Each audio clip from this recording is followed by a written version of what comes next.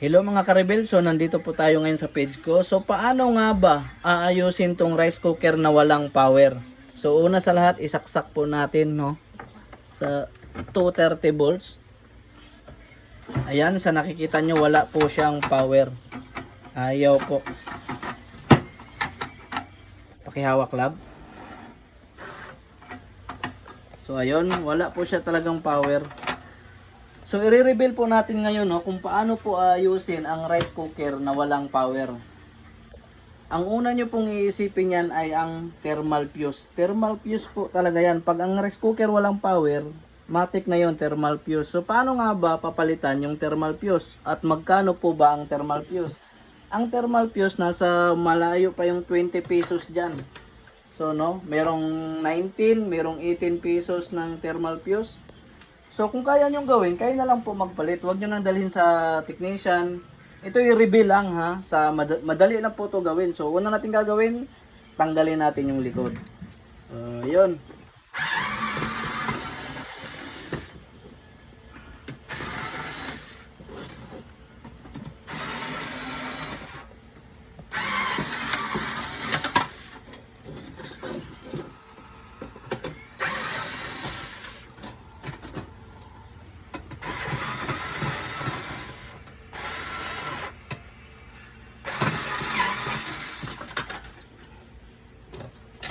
So saan nga ba makikita yung thermal fuse?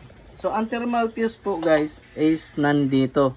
Ito po yung tinatawag na thermal fuse. So paano nga ba ito tatanggalin? Paano siya papalitan? Una natin gagawin, tatanggalin natin dito kung saan po siya nakakabit, Tanggalin natin yung thermal fuse. Ayun, tanggal na.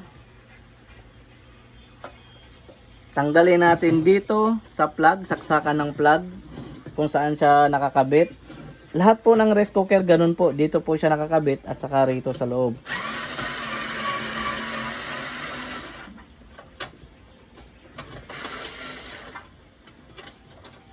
Ligpit po natin yung tornilyo. Kung paano nyo po siya binaklas, ganun din po ang pagbalik, So madali lang po yan. Itabi lang po natin yung tornilyo. So hilahin natin ng bahagya. Ayan, nakikita natin kung saan siya nakakabit ang thermal fuse. Ito po yung thermal fuse. Nakikita po natin, tanggalin natin ang tornilyo. So ayun, ito po yung thermal fuse. Tester natin guys kung sira ba talaga yung thermal fuse kasi ayaw gumana, walang power yung ating rice cooker, So dinala sa atin dito para ipaayos.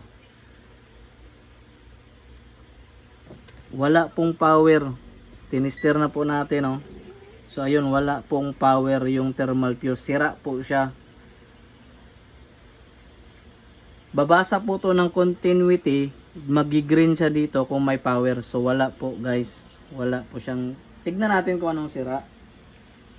So ayun, bali po siya guys, yung thermal fuse niya. Kaya po walang power. So papalitan natin. Meron tayong natabi ditong thermal fuse. Ito.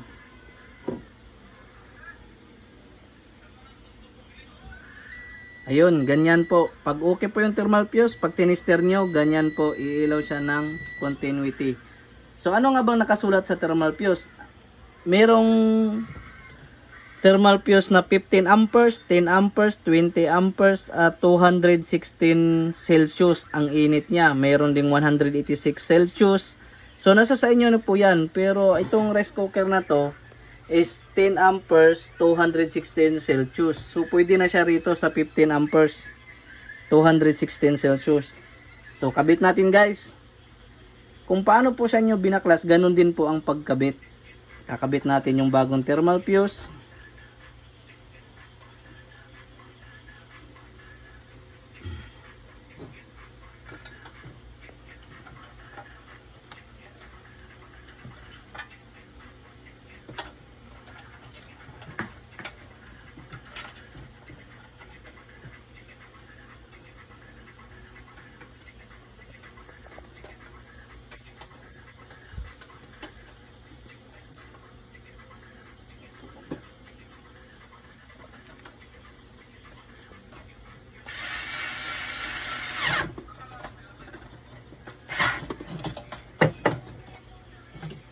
Yung isang screw napasok dito kanina. Ayun, nahulog. Kakabit natin yung screw. Dito po natin siya kakabit kung saan po natin siya tinanggal.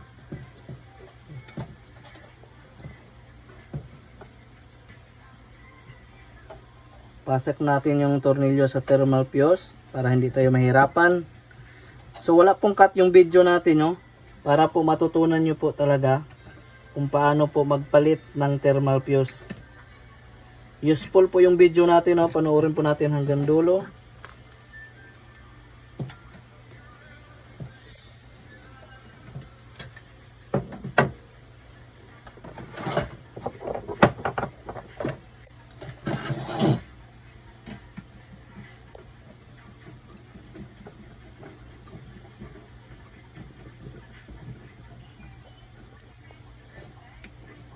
So ayun, nakabit na natin ang thermal fuse. Ito po, nakabit na natin ang thermal fuse. Ibabalik din po natin to. Itong saksakan ng plug. So makikita nyo, may guma po dito. Dito po nakakabit yung screw nya. May guma dyan. Hawakan natin yung guma sa loob. At ilagay natin tong tornilyo.